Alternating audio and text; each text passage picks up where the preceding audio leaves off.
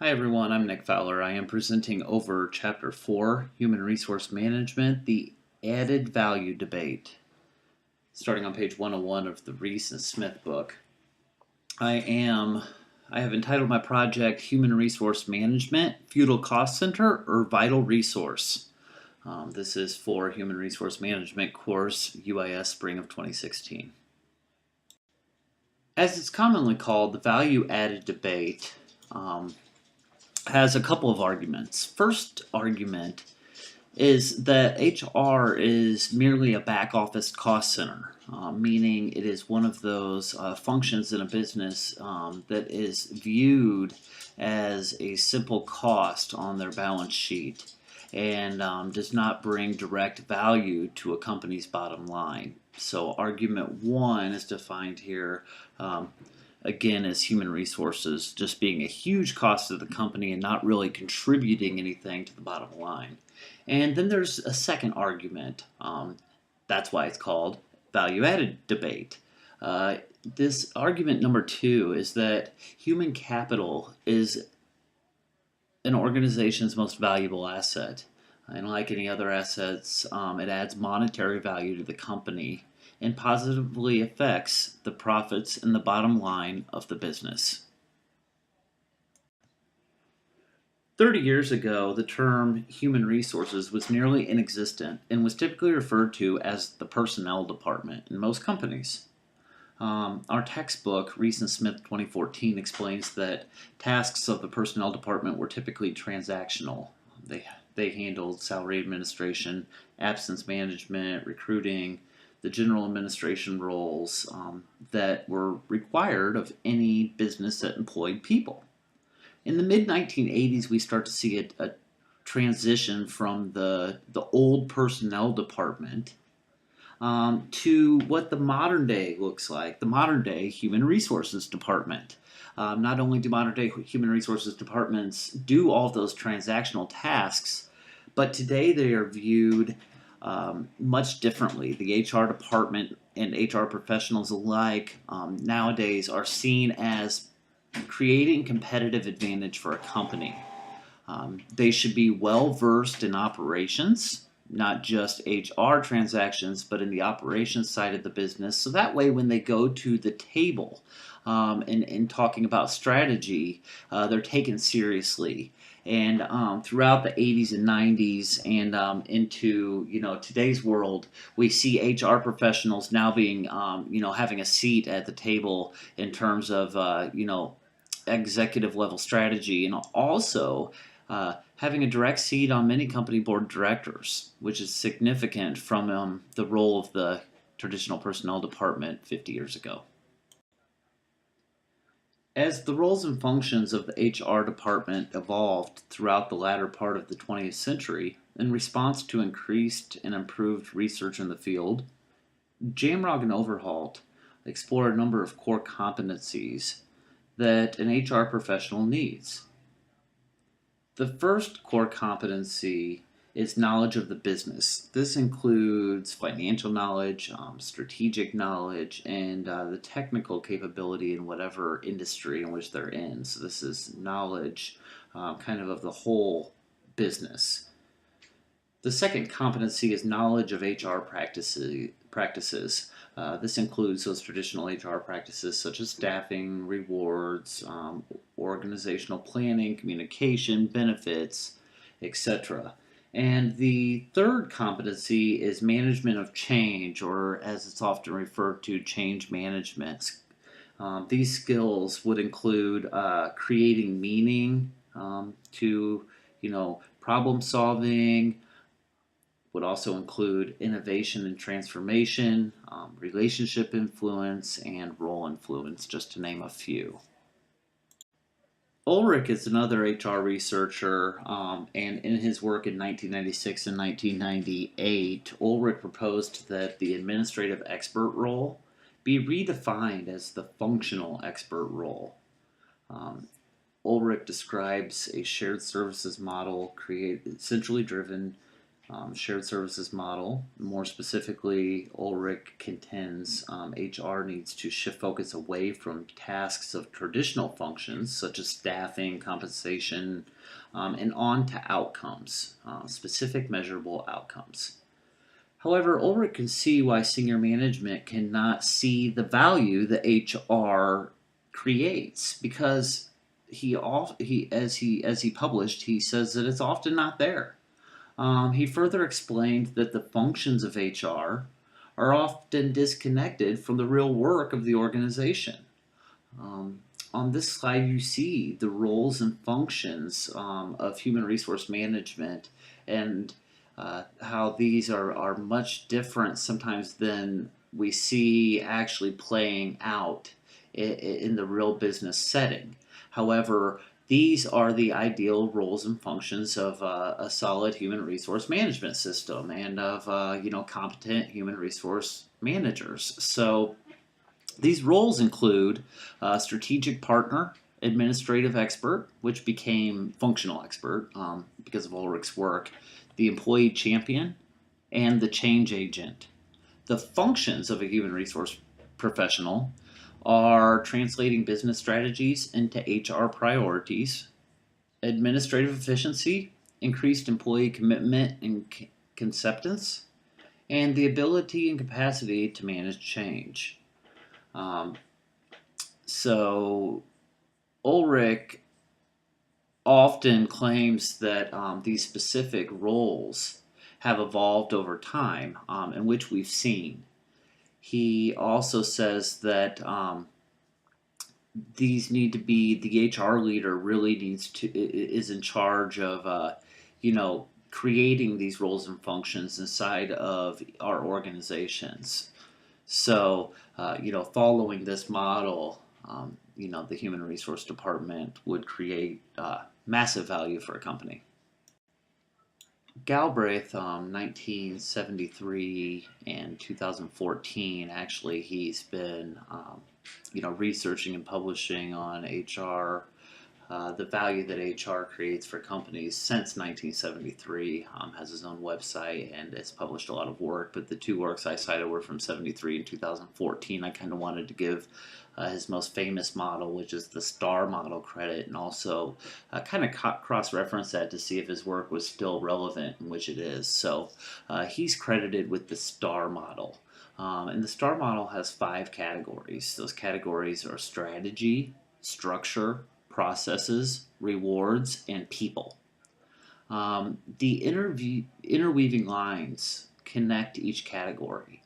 And basically, what this is saying is that they're all interconnected, and strategy provides direction, structure provides the power for the organization, processes provide information, rewards provide motivation, and people are those skill sets and those mindsets that create value for the company.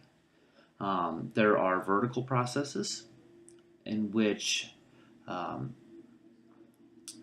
allocate scarce resources of funds and talent.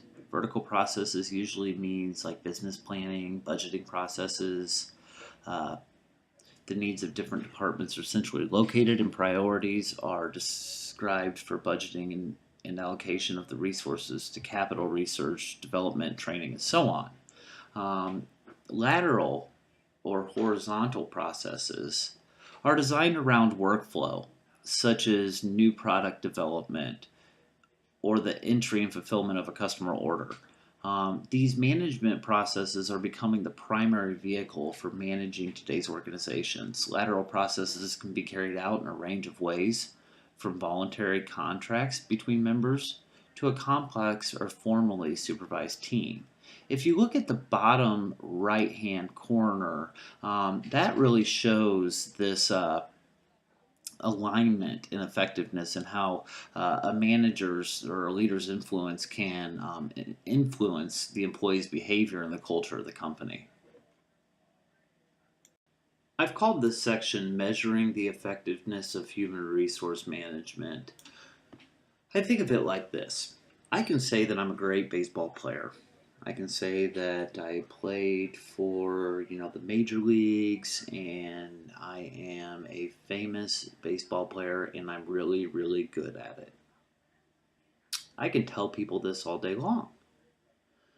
But unless people see me play baseball, observe me playing baseball, and also observe me being good at it, chances are I'm not good at it. If you think about assessment, HR can say all the time, we provide value to a company, we provide value to a company, but unless you actually provide value to a company, they're not providing any value. In Ulrich's work, as I mentioned earlier, he claimed, he says that he sees why executives think that HR is just a cost center, because oftentimes if HR is not executing, the correct functions, then they are indeed not providing value. So um, measuring HR, or assessing the tools that HR brings to the table, and assessing the job, measuring that knowledge, ability, motivation, um, is really where you get that value, and that's how also the HR department can prove that they're providing value to the company.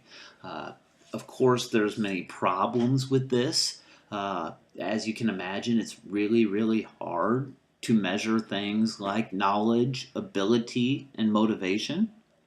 And Castana, 2013, another researcher in the HR field, calls these three, knowledge, ability, and motivation, the essential components of HR value.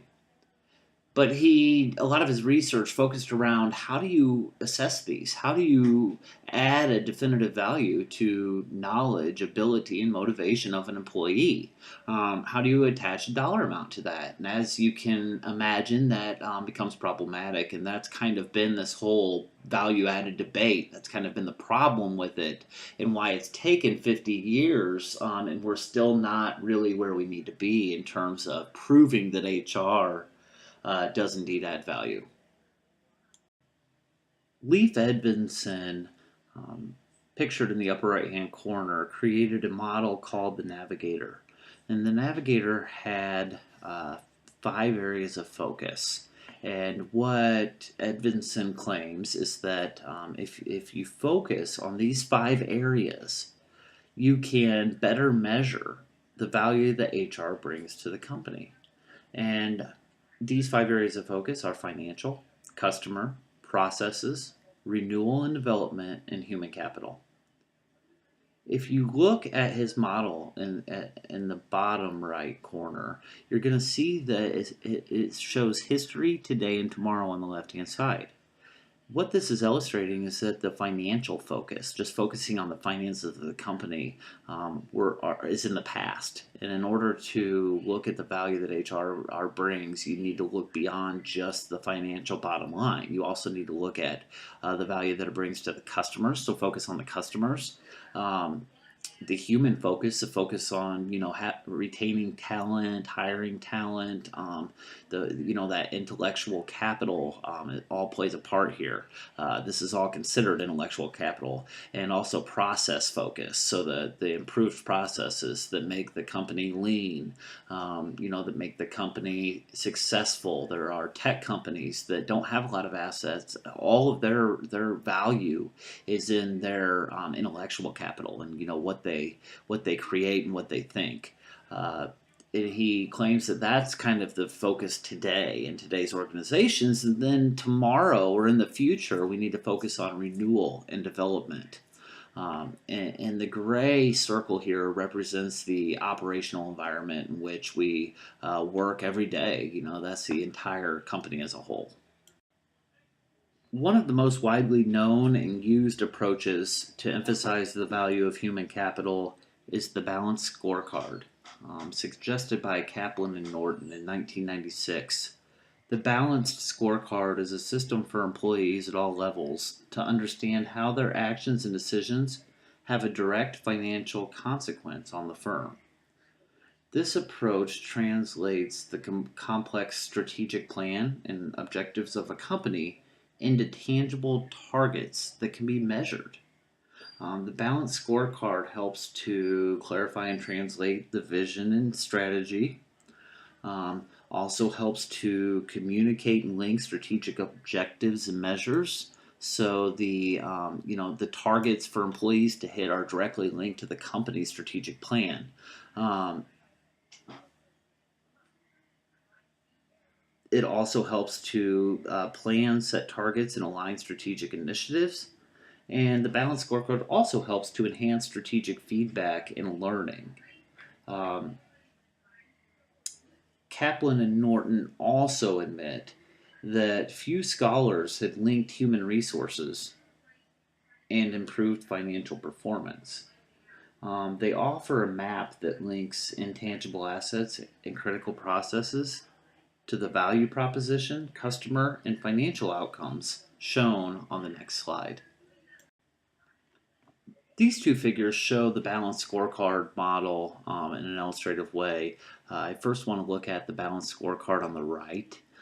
This shows the interconnectivity of each component of the balanced scorecard to the vision and strategy, which is in the middle. The vision and strategy of the company is truly, the essence of the company, in which all other operations, all other processes should be linked to.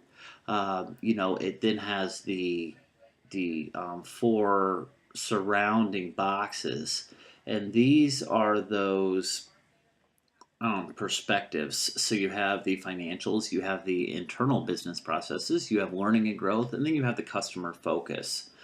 So those perspectives are incredibly important. If you look at the figure on the left, it's a little more complicated, but that's simply because here you'll see that on each line, on the left-hand side, you see financial perspectives, customer perspective, process perspective, learning and growth. If you follow those rows across, each one of these lines provide actual measures and targets, or initiatives or objectives in some cases, that you can that actually provide a measurable, again, a target for an employee. So this also shows how learning and growth, and processes and customers and the finances are all connected, and they all travel up to creating long-term shareholder value, which is typically, at least in a for-profit company, in a publicly traded one, the main reason for a company being in business. It is clear that pragmatic human resource management creates value for organizations. Over time, the focus and functions of the time-worn personnel department has evolved into the modern-day human resource model. A host of scholars and practitioners alike have contributed to the evolving field of human resource management. While it is widely accepted that HR adds significant value, there is still widespread disagreement when defining and measuring this added value. Several problems still surround the issue and contribute to the value-added debate. I believe another key problem is inconsistency. Fields like accounting have the GAAP rules, or the generally accepted accounting principles, but strategic human resources has nothing of the sort. Reese and Smith confirm my notion by saying, quote, strategic HRM tends to be constructed around the best fit approach, end quote. This complex and contextual debate on how outcomes should be measured will likely not be resolved anytime soon. A shift in the paradigm of HRM practices and outcomes will occur naturally as research and practice advance in the field as a whole, and as we work to achieve standardization. In conclusion, human resource management is not a futile cost center. Rather, it is a vital resource which adds significant value to all organizations.